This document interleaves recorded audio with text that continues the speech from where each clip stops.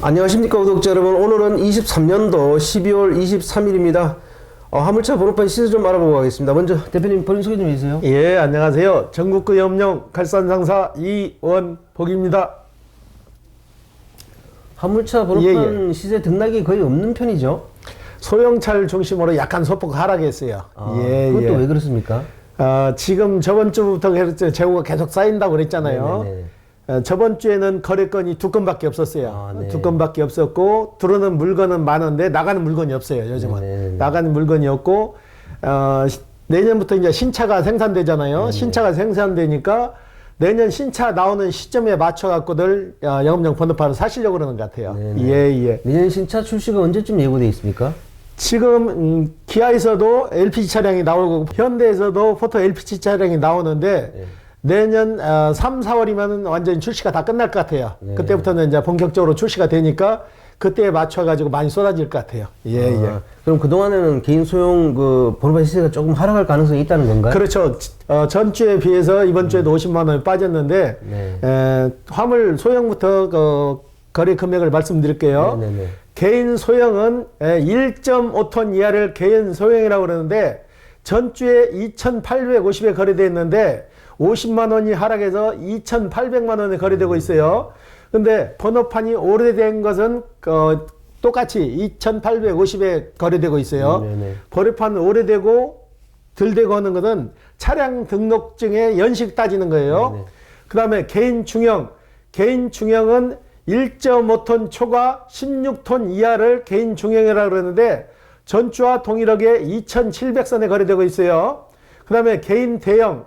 개인 대형은 16톤 초과 25톤 이하를 개인 대형이라고 그러는데 개인 대형은 3,500만 원, 개인 25도는 3,600만 원, 일반 25도는 3,800만 원, 출애라는 6,500만 원, 일반 5톤은 3,300만 원, 일반 11톤은 3,600만 원, 덤프 오더는 3,700만 원에 거래되고 있습니다. 네. 예.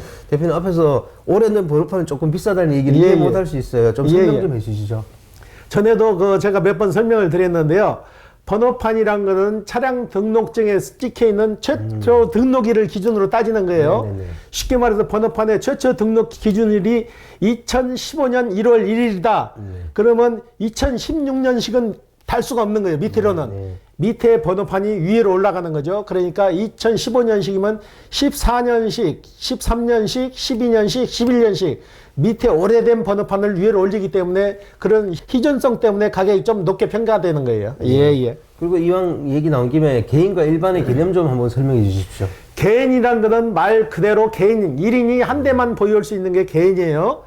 개인한테 사고 팔고를 할 수 있고 법인으로도 팔 수 있는데 운수 법인으로는 팔 수 없고 개인 법인, 개인 법인으로는 팔 수가 있고 일반이라는 것은 20대 이상이면은 운수회사를 설립해가지고 20대 이상을 가지고 있으면은 한 대씩 쪼개서도 팔 수 있는 거고 운수회사를 만들 수도 있는 거예요.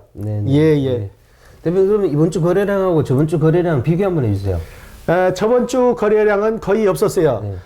제가 장사 시작해서 이렇게 거래량이 없기도 처음인데 저번 주에 저희가 2대를 팔았어요. 2대를 팔고 들어오는 물량은 한 10대 정도 들어왔는데 2대 정도 팔고 8대가 지금 지체가 돼 있어요. 그래갖고 가격 변동이 좀 생긴 거예요. 예. 그럼 다음 주도 그렇게 하락할 거라고 보세요? 아마 2월 달까지는 2,800에서도 약간 좀 빠질 수도 있을 것 같아요. 예. 매기가 없다 보니까는 번호판도 파시는 분은 많은데 사시는 분이 적은 거죠. 예. 그럼 여기서 23년도 번호판 시세 등락에 대해서 전반적으로 한번 총평 한번 해주시죠. 화물 사태 터지기 전에는 3,150에 3,200 가던 넘버 시세가 원희룡 장관이 나와서 인터뷰 한번 잘못하는 그 이후로 폭락을 했어요. 개인 중형 같은 경우는 1,000만 원도 더 떨어졌고요. 개인 소형도 600만 원, 700만 원이 하락했는데 그게 지금 원희룡 장이 나와서 했던 인터뷰하고는 전혀 상관없는데 그렇게 떨어져 버린 거잖아요. 쉽게 말해서 운송노조 길들이기 했는데 그게 잘못돼가지고 일반 기사분들이 피해를 본 거죠. 결과적으로. 그 추세가 지금까지 쭉 내려와가지고 반등을 못하고 지금 묶여 있는 거예요. 반등을 할 것 같으면은 경기가 좀 좋아갖고 물동량이 많으면 팍 뛰어 오를 건데 그게 안 되니까 계속 더 떨어지는 거예요. 예. 그러면 연초에 신차 출시할 때까지 계속 좀 하락할 거라고 보시는 거잖아요, 그죠? 그렇죠. 내년에 3월, 4월 달에 포터 신차나 기아 봉고 신차가 나오기 전까지는 좀 하락할 것 같아요. 지금 선택의 폭이 너무 없는 거예요, 차종이. 네. 예, 예. 실제 국내 경기하고 수출 물동량도 없는 건 사실이잖아요. 지금 어제 그제 그 뉴스에도 보니까 지표가 나왔는데 최악이라고 그러잖아요. 반도체나 이런 것만 상승이 있지 실질적으로 원동력이 되는 물류나 이런 거는 완전 제로잖아요. 네. 예, 예. 그러면 화물차 시장으로 들어오려고 생각했던 분들이 있을 거 아니에요. 예, 예. 그럼 이럴 때 어떻게 대처를 해야 돼요? 근데 이분들도 지금 이러지도 저러지도 못 오고 있고 관망세로 돌아서고 내년을 보는 거예요. 내년 보면은 지금은 혹한기 동절기잖아요. 네네. 동절기에는 거래량도 적고 일도 없기 때문에 아무래도 주춤하죠. 네. 주춤하니까 겨울에는 오셔서 이러기가 좀 불편해요. 눈도 오고 그러면은 노면 상태나 그러니까 아주 시작하려고 준비하시는 분들은 그냥 선탑이나 한 번씩 받아보시고 내년 봄 정도에서 다시 시작하시는 게 나을 것 그것도 방법일 것 같아요. 예, 예. 신차 그거는 전부 LPG 신차를 얘기하시는 거죠? 그렇죠. 내연기관차는 이미 이제 전부 다 이제 중지가 됐어요. 네네네. 그리고 LPG차하고 전기차밖에 안 나오는데 전기차 같은 경우는 지금 난리가 났잖아요. 네네. 고속도로에 전기 충전 넣는데 7대, 8대가 포터 차량이나 봉고 차량이 충전기를 다 잡고 있다잖아요. 그렇죠. 실질적으로 150km 간다 하는데 150km가 아니고 70km, 80km 가버리면 벌써 경고불이 들어나 봐요. 네네. 그러니까 장거리도 못 가니까 중간에서 휴게소 계속 충전시켜서 가는 거예요. 그러니까 진짜 이거 겨울에 배터리가 제 수명을 못 하기 때문에 전기차는 아니라고 봐요. 아직까지는. 예, 예. 화물차들이 이 전기차 충전소에 항상 상주하고 있어가지고 승용차 충전하시려는 분들도 굉장히 불편한가 보더라고요. 예, 예. 그리고 이거 원래 전기차는 시내용으로 나온 건데 왜 이렇게 장거리를 뛰시는 거예요?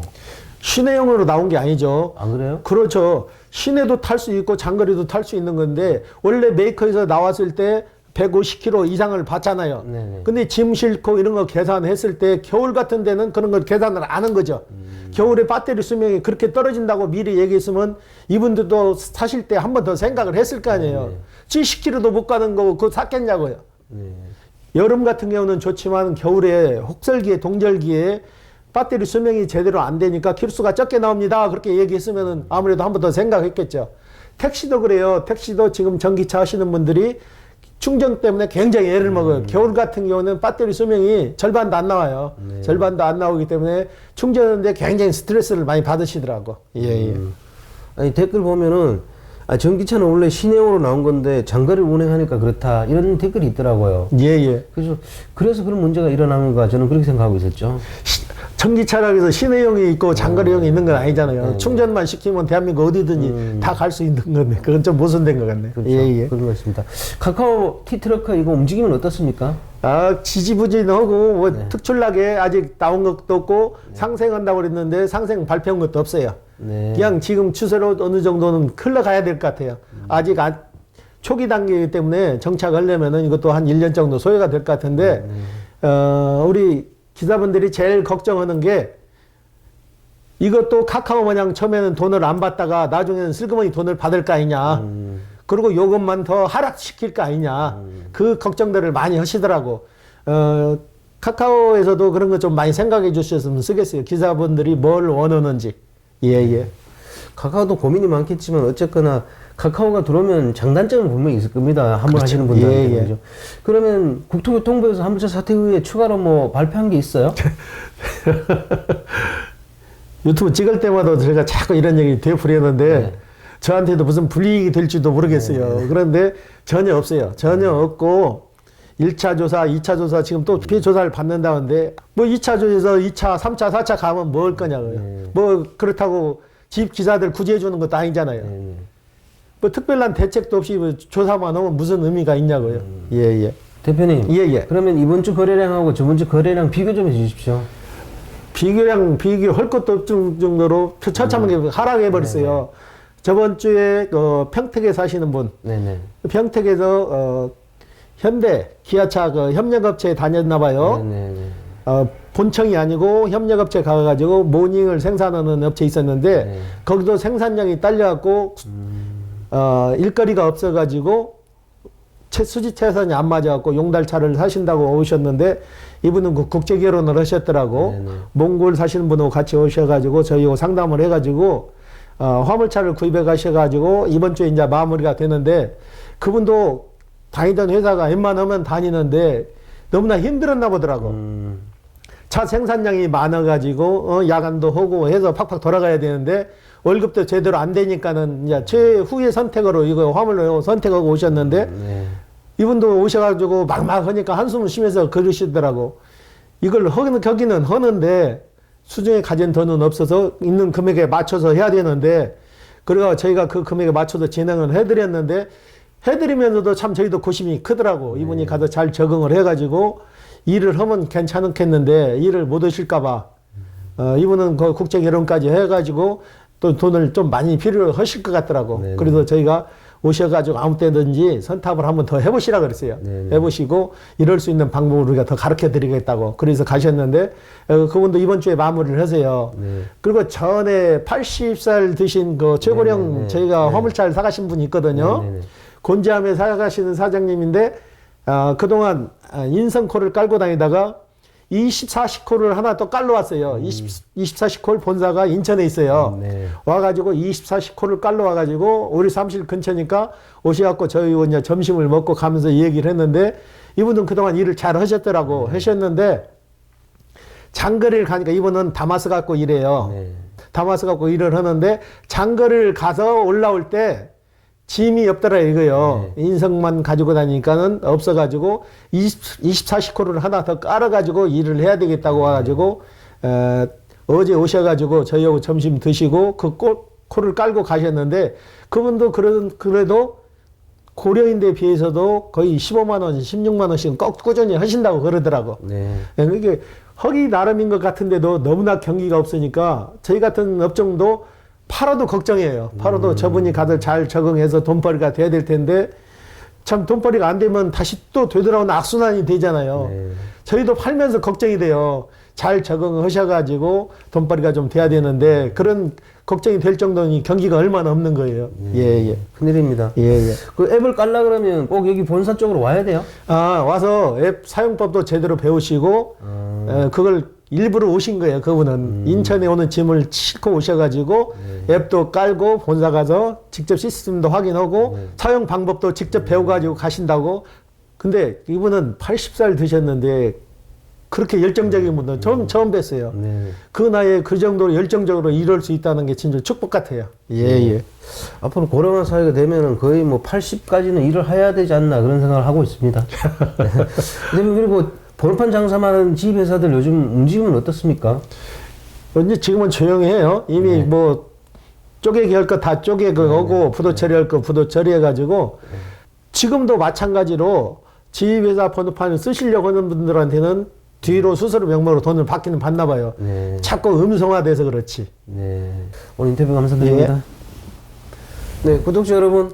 화물차 번호판 시세는 거의 보합습니다. 특별한 변동이 없는 것 같고 내년 3, 4월에 화물차 LPG차가 출시된다 그러니까 그때 조금 반등할 수는 있을지 모르겠습니다. 화물차를 준비하시려는 분들은 뭐 차근차근 보셨다가 지금 경기도 없고 그렇긴 하지만 대표님 말씀처럼 선탑을 한다든가 해서 조금 시간을 벌다가 적당한 시기에 들어오면 될 것 같습니다. 자, 호화제는 다음 주 또 다른 주제로 구독자 여러분 찾아뵙겠습니다. 안녕히 계십시오. 호호아지였습니다.